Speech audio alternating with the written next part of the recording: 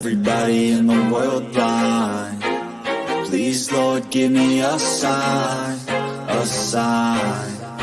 I feel like I'm losing my mind. Is everybody in the world blind? Please, Lord, give me a sign, a sign.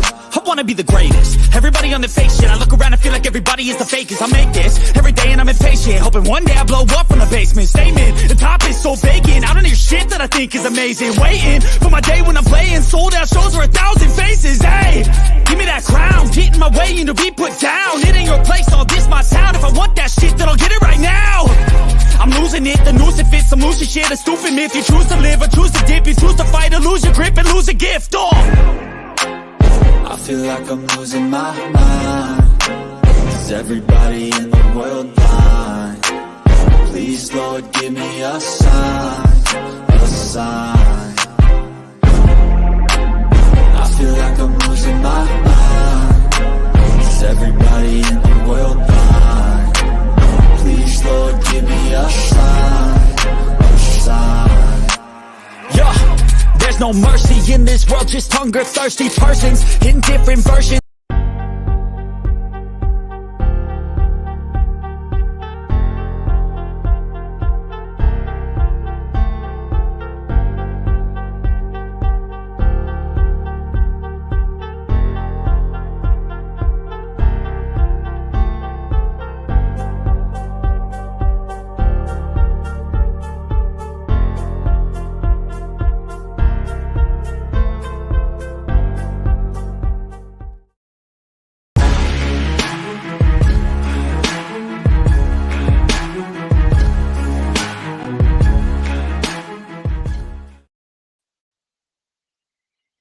Yo, what is going on, everybody? So welcome to the Night of Champions post-game show, that kind of thing. I think overall, I thought it was actually a really solid show. Before we get into it, if you guys are new, make sure you hit that like button, hit that subscribe button, get some comments. What's good, Daniel? What's good, Lady? And what is good, Key? I think overall, this was a solid show, to say the least. But like I said, we're going to try to go over. There's been 7 matches total on this card. Yeah, I mean, minus 1 match in particular, but we'll talk more. We'll might not mention it here and there. But really, to kick things off, you had the finals for the inaugural World Heavyweight Championship between Seth Rollins and AJ Styles. Surprisingly, Seth Rollins obviously picked up the victory, which I do love. Surprisingly, that match actually went almost over 20 minutes, 20 minutes and 40 seconds to be exact. I really liked what, well, let's be real, these both performers can bring, especially at this point in their careers. AJ, well decorated. I mean, that's kind of been given for who he is. Seth Rollins, same thing. You pretty much got mixed, pretty much a competition of both of the same skill set. But yeah, Seth Rollins is your new inaugural World Heavyweight Champion to kick off Night of Champions in Jeddah, Saudi Arabia. Now we go to the second match on the card. This is the first women's match to kick up on this card. Trish Stratus, Becky Lynch. I think overall this build was completely piss poor. This rivalry, wherever the hell how they put this together, has been awful, to say the least. Surprisingly, almost went 15 minutes, 14 minutes, 50 seconds exactly. With Trish Stratus getting the win, thanks to the help of Zoe Stark. So that's going to be interesting on what we're going to see. If there's going to be any alliance with Trish Stratus and or Zoe Stark, for that matter, or we might see a rivalry between, or like a new feud, culminating between Becky Lynch, and now you can build up someone like Zoe Stark, who I'm very high of when she came up from NXT. That being said, the match itself, it wasn't outstanding by any stretch of the means. I think it was still a good match regardless.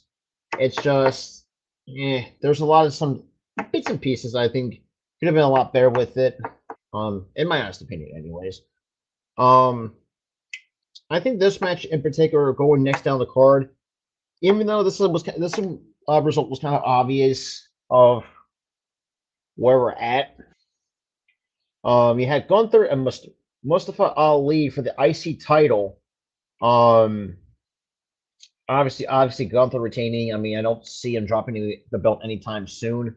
That went over 8.5 minutes. I think Ali a lot of credit though for hanging in there with Gunther. It's just for me. I even tweeted this out. I think at some point, I think Mustafa Ali deserves a lot better.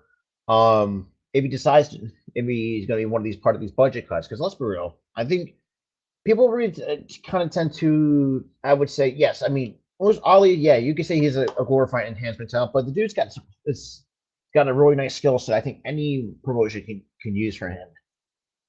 I think overall Gunther retains as well. Let me get to, but we'll get to the main event in just a moment. So we're just gonna talk down the card a little bit by bit. Next women's match on the card was for the Raw Women's title. My apologies. Asuka and Bianca Belair. Before we go into further at that, most of the wrestling fans kind of understand. Yeah, I think at this point or before going to this, I was hoping so. Hopefully they will pull the trigger for Asuka because I haven't tweeted this out yet or talked to some. I think somebody on Twitter. Yeah, this company owes, obviously owed Asuka a receipt after she should have won the last pay-per-view.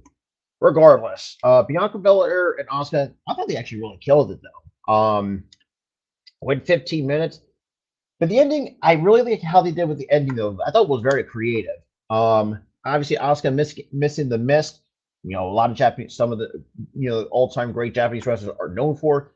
Great Muda and Tajiri to name a couple. Asuka missed with the mist. I know this kind of sounds weird, but bear with me on just think about that for just a moment. And then she got a little bit creative. Towards the finish, she obviously used the mist on her taped fingers, which she also learned from the Great Muda, and actually rubbed her in the eyes of Bianca and picked up the victory that way. And I know a lot of the crowd reaction was not great towards the end of that match. I really do think, Asuka, this was a nice win for Asuka because, like I said, this company owed her a huge receipt because this company treated her like a joke before her heel turn. I think it was late last year. And Bianca's title run was getting stale as bread, for lack of a better term. But I think Bianca, it's time for her to pull the trigger on the heel turn at some point down the line. The same with the Street Profits. I'll leave it at that. And unfortunately, we get to the first squash match of the night, which never usually happens on pay-per-views. Rhea Ripley and Natalya. That went 90 seconds. That basically a minute 10 seconds long. Overall, Rhea Ripley, there's nothing bad to say about her because let's be real, probably one of the most dominant women in this women's division. Natalya, I mean, what can she provide anymore? The fact, pretty much you had, Bianca, or not say Bianca, but Natalya on her birthday gets squashed, and so quite frankly, though. Brady Wayne's person, thanks. It's basically was thanks for coming, Natalya, because to be quite honest, I don't know who's next to really to take that title off of Rhea. Well, that's the way I look at it. Then we go on to Brock Lesnar and Cody Rhodes. Obviously, I don't like this rivalry whatsoever. And to be fair, I really just don't think this, had an opportunity to dethrone Roman at WrestleMania. Didn't really pull the trigger on that. No, we'll get to Roman in just a bit, and we'll talk more because the main event got really interesting, got really intriguing. Brock, obviously with the win via submission. Obviously, I didn't like how this was produced in a way. it pretty much made Cody look like try to pull a Super Cena out of his ass. And to be quite honest, I didn't like how they really did that. I think overall, though, I really did think, you know, to be honest, I think they look like made Cody look like complete and utter fool. Um, on this pay per view, I really do think so. But overall, that match went 9 minutes 40 seconds. So solid, but not great in my honest opinion. Because, like I said, I will never will.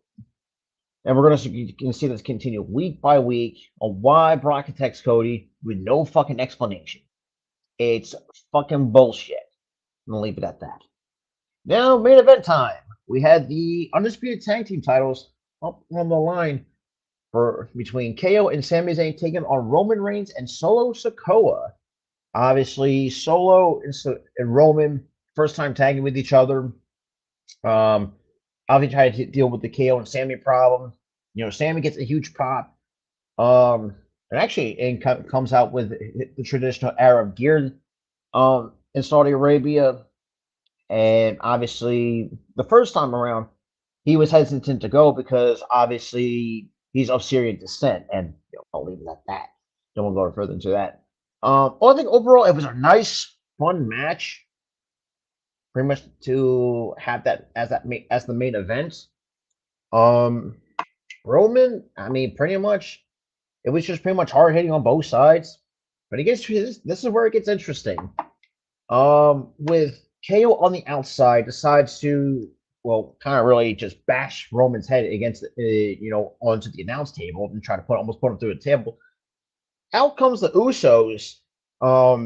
After taking care of KO, kind of temporarily incapacitate him. Then they slide into the ring.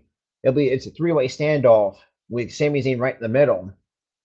Sami Zayn eats a super kick from Jay, and obviously, he ducks out of and almost a stereo super kick with the Usos. Unfortunately, Sami gets out of the way, connects to the chin of Solo Sikoa, and let's just say that pissed off Roman. And that should tell you right there, that was a bit of an indicator that the bloodline is start imploding. Obviously Roman comes in, kind of confronts him, and obviously Jay, unfortunately took the brunt of it. Pretty much say, there's no more day one. Get out, and this is coming from Roman. Get out of my ring. And they kind of like just shoved him in the face, and then he turns around, eats a super kick from Jimmy, and wow, I'm. I mean, I'm thinking to myself, like, did that just happen? Like, literally, I was like, if you really watch that entire main event in its entirety, like, literally, like, that is unbelievable. And that's another, and I think this is going to fully be, I think this faction is going to be done by SummerSlam, by the looks of, the way that it's been going. With Solo, with Roman kind of finally losing, I'm going to say in this way, losing control of the bloodline, especially with the Usos, who I think just kind of had enough, where they just had enough taking a lot of shit from Roman.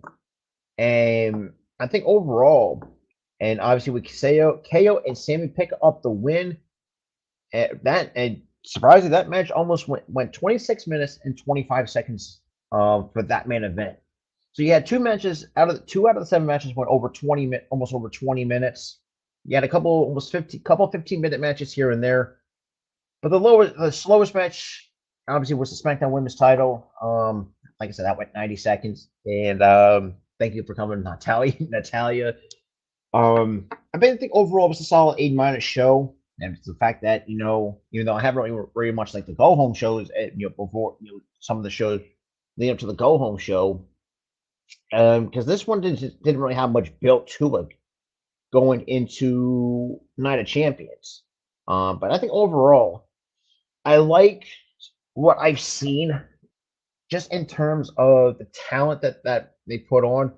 Seth Rollins, AJ Styles, you know, and definitely, I think the main event actually really stole the show, in my honest opinion. If you're gonna really ask me what stole the show, for me it was the main event. Um, what up, Rafi? What's good, my boy? But yeah, the main event, it's gonna get interesting from here on out, leading up to SummerSlam. Um, I really interesting to see what's going to go. Let's see what the fallout's going to be.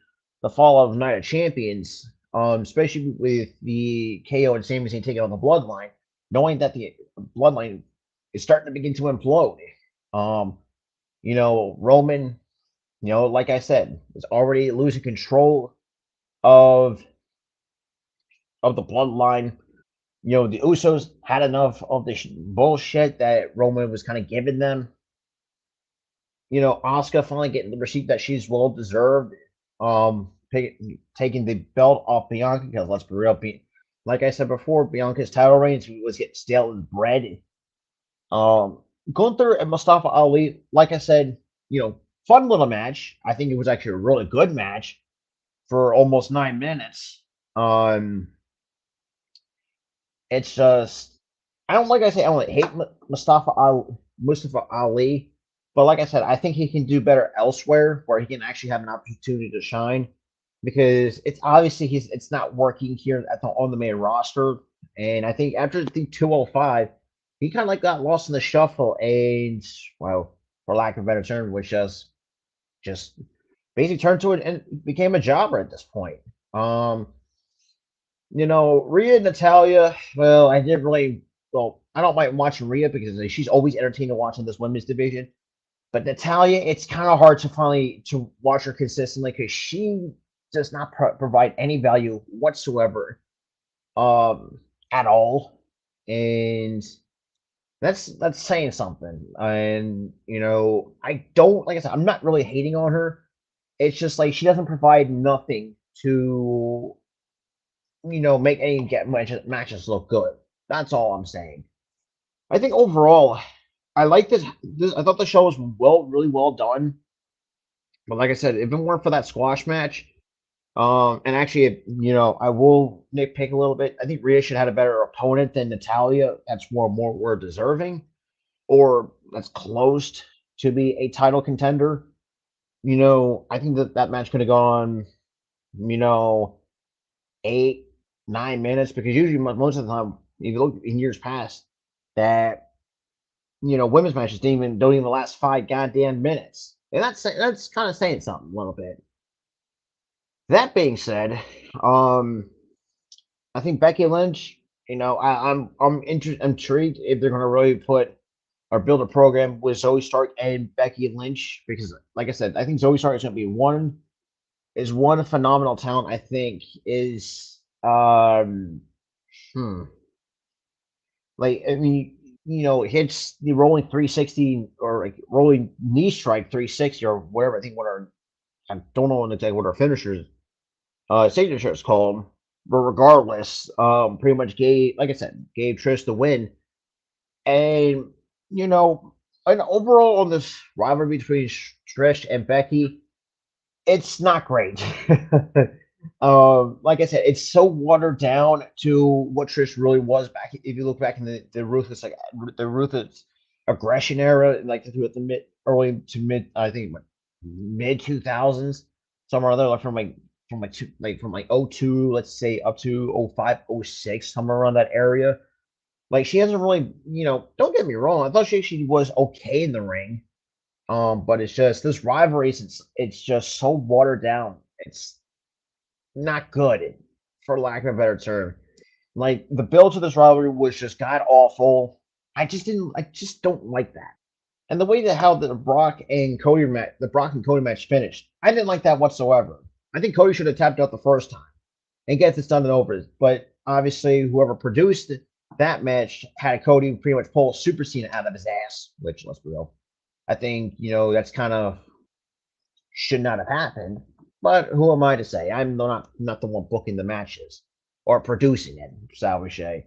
But I think overall, if I have to, like I said, I think I'm going to give it a solid A minus because obviously the squash match kind of brought down the value a little bit.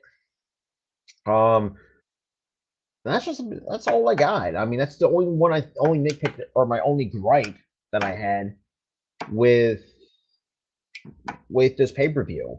I think overall, I thought they actually did a really good job with it, and I really like how this all played out. And you got some of the right outcomes. In some areas, I mean, Seth Rollins. I mean, the world heavyweight title match. There was no wrong answer either way because both men are phenomenal talent, both in AJ Styles and Seth Rollins. But I think overall,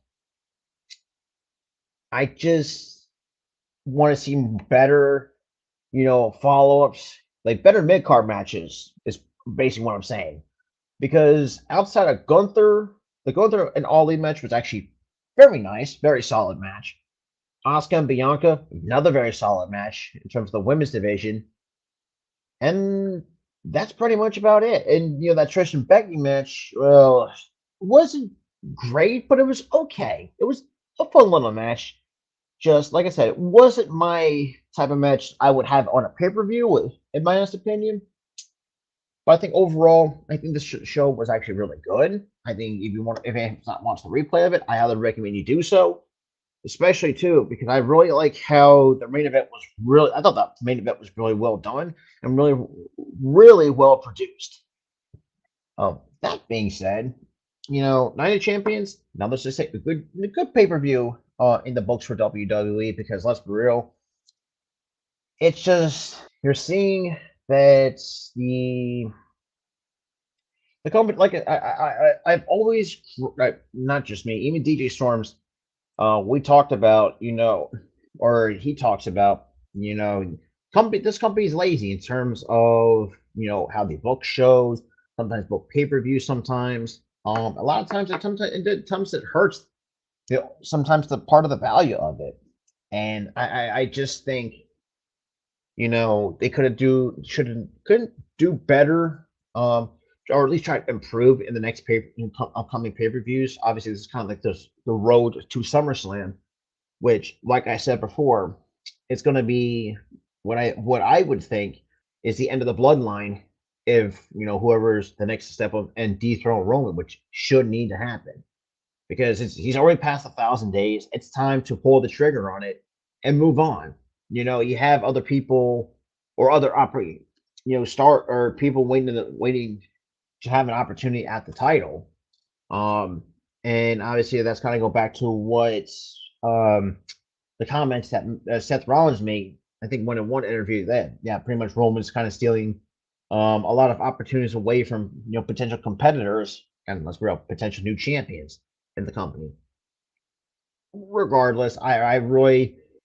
I'm intrigued to see what the fallout, especially in terms of the Bloodlines segment. Even though they've been milking this for far too long, and they're finally once this faction does, it's finally done.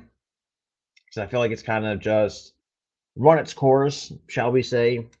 And it doesn't really, it's not entertaining as it used to be throughout this entire run. I mean, in this portion of the run, because if you looked at the earlier runs, it's been nothing but entertaining. But overall, just seeing the Usos finally, well, mostly Jimmy anyways, because Jay looked like he was super conflicted, and pretty much, looked shocked of what he had done, what Jimmy had done, by the way. So I won't forget about that. Super kicking Roman Reigns twice. One, and that's just, and that's going to be interesting to see what the fallout's going to be.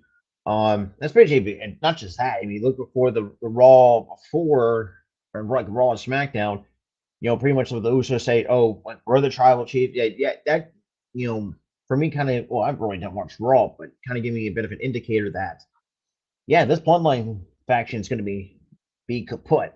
That being said, appreciate anyone kind of hung out a little bit. Like I said, I was not going to do this for too long, but like 20, 25 minutes at most.